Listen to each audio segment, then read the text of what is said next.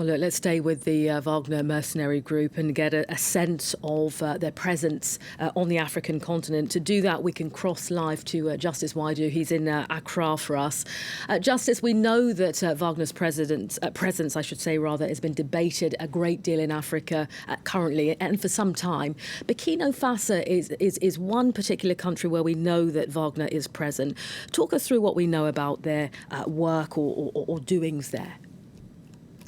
So not much is discussed in places like Ghana, but if you go to Burkina Faso, which you just mentioned, there's a huge presence, and analysts have spoken about the work that they do there. In fact, mainly because in places like Burkina Faso, the government has been pretty much unstable. There's been series of attacks from terrorists, and there's been a lot of coups in the last couple of years. In December last year, the Ghanaian president, Nana Akufo-Addo, who until recently was the head of the West African bloc, ECOWAS, was in a meeting with U.S. government officials led by Secretary of State Antony Blinken. And he did say in that meeting that Burkina Faso had hired the Wagner group to help them cause instability on the northern border with Ghana, or the southern border of Burkina Faso with Ghana. This statement caused a huge diplomatic row between Ghana and Burkina Faso, with Burkina Faso calling the Ghanaian ambassador in Ouagadougou to explain what the Ghanaian president meant by that statement. Indeed, at the beginning of this year, Nana Akufo-Addo had to make a quick trip to Burkina Faso in a meeting where we understand that was discussed. The Wagner group is said to be present in places like Mali, and analysts have the security analysts have suggested that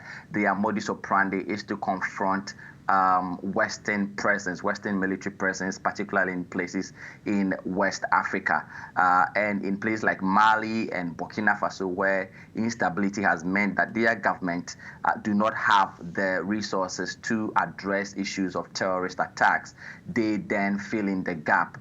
The difference between them and Western sort of military support is that they do not require the government here to go through the sort of scrutiny that American or Western-led government would demand of African government. So, for example, in their human rights record, for example. So, yes, it's a huge issue here, and security analysts have consistently spoken about the sort of threat that they pose in meddling in the work of government here. So in places also like Nigeria, northern Nigeria, where Boko Haram terrorist groups have done a great deal of work in terms of attacking communities and villages in that area.